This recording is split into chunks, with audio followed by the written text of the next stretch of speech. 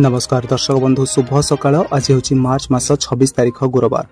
मुझे आपण पाखक ओडिशा तथा देश विदेश किसी बछा बछा गुरुत्वपूर्ण खबर नहीं आसी जो खबर गुड़िक आपने जाना निहाती जरूरी। तेणुक भिडियो को शेष पर्यंत देखु। चैनल को नुआ कर आसले दयाकोरी चैनल को ही सब्सक्राइब कर पाखर आसुवा बेल आइकन कॉल रे सेट कर दिंतु। तेरे डेरी नक चलते आज खबर उपर नजर पकाइबा।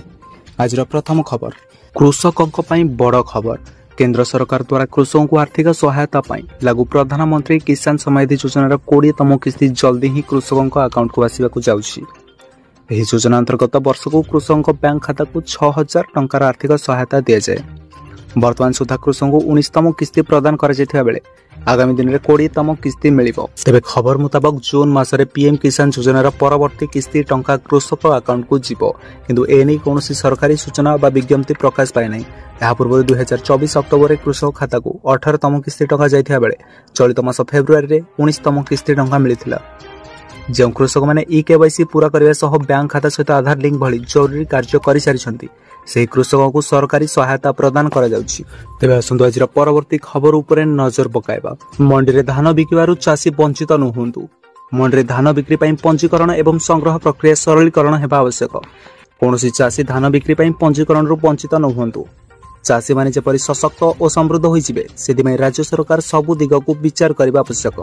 जणे चासी धान बिक्री करिवारु जेपरि वंचित न हुए मंडी व्यवस्था से भली हेबा दरकार एवं ताहा राज्य सरकार निश्चित करंतु बोली हाईकोर्ट गुरुत्वपूर्ण राय दैछन्ति। तेबे आसंद आज परवर्ती खबर उपरे नजर पकाइबा। पीएम आवास पई आवेदन कलेनी 24 लाख। 30 तारिख रे मिलिबो 50,000 घर। पीएम आवास सर्वे रे अधिकारी को पंचायत राज मंत्री को कड़ा चेतावनी। जो हिताधिकारी को बाद देले हेबो कार्यानुष्ठान बोली कहिसंती मंत्री। वर्तमान सुधा 24,22,771 जन पीएम आवास योजना पंजीकरण कर सारे। तेबे पातर अंतर अभियोग आसिले कार्यानुष्ठान हेबो बोली मंत्री कहिसंती। मार्च 31 सुधा हिताधिकारी तालिका विभाग में हस्तागत हेबो। पंचायत एवं ब्लॉक स्तर अधिकारी जदि काहाकू छाड़ी थिबे एवं जेउठु भी अभियोग आसीबो ताहले सेठिकार संपृक्त विभागीय अधिकारी सेमानक पाखरे पहुंचिबे और समस्यार समाधान करिवे बोली मंत्री कहिसंती। तेबे आसंदाजर परवर्ती खबर उपरे नजर पकाइबा। चाइना रही 5 सामग्री उपरे शुल्क लगाइला भारत। स्थानीय शिल्प संस्था गुड़िकर सुरक्षा में भारत सरकार चाइना आमदानी होतिबा 5टी सामग्री उपरे एंटी डंपिंग शुल्क लगाइछंती। एगुड़िक भारतीय बजार में स्वाभाविक बजार दर ठारू यथेष्ट कम मूल्य रे बिक्री होतिला। औषध उपरे निम्न दरयुक्त आमदानी ठारू स्थानीय शिल्प को बंचाइबा निमंते विश्व वाणिज्य संगठन नियमावली अनुसार सरकार एभली पदक्षेप नैछंती। तेबे आसंतु आज परवर्ती खबर उपरे नजर पकाइबा। एलपीजी ट्रक रे लागिला निया। भयंकर शक्त करी फाटिला 300 रु अधिक सिलिंडर। मुंबईर धारावी अंचल में सोमवार राति में भीषण अग्निकांड घटी। गैस सिलिंडर नहीं जाउथिबा एक ट्रक रे हठात निया लगी जाइथिबारु सेठार थिबा 300 रु अधिक गैस सिलिंडर फाटिबारे लागिथिला। यार शब्द ओ निया एते भयंकर थिला जे स्थानीय अंचल में कोकुआ भय खेली जाइथिला। घटना संपर्क में सूचना मिलवा मात्रे पुलिस दमकल गाड़ी और आंबुलांस घटनास्थल पहुंची निया लिभाइबाकु चेष्टा करे सह उद्धार कार्य जारी रखिथिला। तेबे आसंता आज परवर्ती खबर उपरे नजर पकाइबा। 2 किलो वाट जाए स्मार्ट मीटर भड़ा छाड़। विद्युत उपभोक्ता बड़ खुशी खबर। एणिकी बढ़िबनी बिजुली दर अपरिवर्तित रहिब दर। 2025-26 आर्थिक वर्ष पई साधारण उपभोक्ता कौनसी दर वृद्धि होई नाही।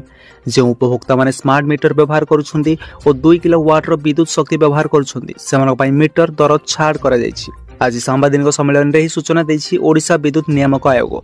एने सांबादिक सम्मेलन में ओईआरसी उपाध्यक्ष प्रियव्रत पट्टनायक कहते विद्युत दर वृद्धि नहीं शुणाणी राय प्रकाश पाई। 2025-26 आर्थिक वर्ष पर साधारण उपभोक्ता जेकोसी दर वृद्धि होई नाही। कौन उपभोक्ता माने स्मार्ट मीटर व्यवहार करुछंती और 2 किलो वाट रो विद्युत शक्ति व्यवहार करुछंती सेमानकु मीटर दर छाड़ करा जायछि। प्रत्येक मास विद्युत बिल रे उपभोक्ता माने स्मार्ट मीटर भड़ा बाबद को 60 टंका लेखाए दउथिले। तेबे सेही खर्च सरकार बहन करिवे। तेबे आसंत परवर्ती खबर उपरे नजर पकाइबा। विधानसभा कांग्रेस रो 12 जन विधायक निलंबित। विधानसभा कांग्रेस रो 12 जन विधायक होइछंती निलंबित। गृह भितर विशृंखलित आचरण पई 7टी कार्य दिवस पई निलंबित करिसेंती बाचस्पति। दलर मोट 14 जन विधायक भितर तारा बाहिनीपति एवं रमेश जेनाग व्यतीत बाकी समस्त 12 जन को निलंबित करा जायछि। तेबे आसंत परवर्ती खबर उपरे नजर पकाइबा। पुणी थरे 29 तारिख रु बढ़िबो खरा। राज्य रे पुणी फेरिबो हीट वेव।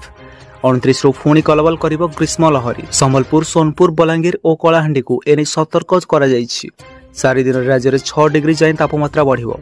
रातिर तापमात्रा 2 दिन भितर 3 डिग्री जाए बढ़िबो। कालबैशाखी प्रभाव में ओडिशार विभिन्न प्रबल वर्षा एवं वज्रपात पर ओडिशारे पुणी थरे उष्म पाग फेरिया जाउछि। ଯାହା ଆଗାମୀ ଦିନରେ ସାଧାରଣ ଜୀବନକୁ ପ୍ରଭାବିତ କରିବ। ଭୁବନେଶ୍ୱର ପାଣିପାଗ କେନ୍ଦ୍ରର ପୂର୍ବାନୁମାନ ଅନୁଯାୟୀ ସୋମବାର ଠାରୁ ପାରଦ ବୃଦ୍ଧି ପାଇଛି ଏବଂ 2 ଦିନ ପରେ ଦିନ ତାପମାତ୍ରା 40 ଡିଗ୍ରୀ ସେଲସିୟସ୍ ପର୍ଯ୍ୟନ୍ତ ଛୁଇଁବ। ଯେହେତୁ ଓଡ଼ିଶାର କୌଣସି ସ୍ଥାନ ପାଇଁ ବଜ୍ରପାତ ସତର୍କତା ନାହିଁ, ତେଣୁ 3 ଦିନ ମଧ୍ୟରେ ତାପମାତ୍ରା 40 ଡିଗ୍ରୀ ସେଲସିୟସ୍ ଅତିକ୍ରମ କରିବାର ସମ୍ଭାବନା ଅଛି। ତେବେ ଆସନ୍ତା ଆଜିର ପରବର୍ତ୍ତୀ ଖବର ଉପରେ ନଜର ପକାଇବା। ଆସନ୍ତା ମାସରୁ କେନ୍ଦୁଝରରେ କାର୍ଯ୍ୟକ୍ଷମ ହେବ କର୍କଟ ହସ୍ପିଟାଲ। କେନ୍ଦୁଝର ଜିଲ୍ଲାରେ ଥିବା ବହୁ ପ୍ରତୀକ୍ଷିତ କର୍କଟ ହସ୍ପିଟାଲ ବର୍ତ୍ତମାନ ନିର୍ମାଣର ଶେଷ ପର୍ଯ୍ୟାୟରେ ପହଞ୍ଚିଛି ଏବଂ 2025 ଏପ୍ରିଲ ମାସରୁ କାର୍ଯ୍ୟକ୍ଷମ ହେବ ବୋଲି ରିପୋର୍ଟରେ କୁହାଯାଇଛି। ଏହି ସୁବିଧା କେନ୍ଦୁଝର ଏବଂ ପଡ଼ୋଶୀ ଜିଲ୍ଲାଗୁଡ଼ିକର ରୋଗୀମାନଙ୍କୁ ଉନ୍ନତ କ୍ୟାନ୍ସର ଚିକିତ୍ସା ସେବା ଯୋଗାଇବ ବୋଲି ଆଶା କରାଯାଉଛି। ତେବେ ମୁମ୍ବାଇର ଟାଟା ମେମୋରିଆଲ ହସ୍ପିଟାଲ ଏକ ବିଶେଷଜ୍ଞ ଦଳ ଦ୍ୱାରା ହସ୍ପିଟାଲର ଡିଜାଇନ୍ ପ୍ରସ୍ତୁତ କରାଯାଇଥିଲା। ପ୍ରାରମ୍ଭରେ ଡିସେମ୍ବର 2023 ଏବଂ ପରେ ଅକ୍ଟୋବର 2024 ସୁଦ୍ଧା ସମାପ୍ତ ହେବାର ଆଶା କରାଯାଉଥିଲା। ନିର୍ମାଣ ପ୍ରକ୍ରିୟା ବିଳମ୍ବର ସମ୍ମୁଖୀନ ହୋଇଥିଲା, କିନ୍ତୁ ବର୍ତ୍ତମାନ ଶେଷରେ ସମାପ୍ତ ହେବାକୁ ଯାଉଛି। ତ ଦର୍ଶକ ବନ୍ଧୁ, ଏହା ଥିଲା ଆଜିର ଗୋଟେ ଛୋଟିଆ ଅପଡେଟ୍। ଯଦି ଭିଡ଼ିଓଟି ଭଲ ଲାଗିଛି ଭିଡ଼ିଓ ଗୋଟେ ଲାଇକ୍ କରିଦେବେ। ଚ୍ୟାନେଲକୁ ନୂଆ କରି ଆସିଥିଲେ ଦୟାକରି ଚ୍ୟାନେଲକୁ ଏବେ ହିଁ ସବସ୍କ୍ରାଇବ୍ କରି ପାଖରେ ଆସୁଥିବା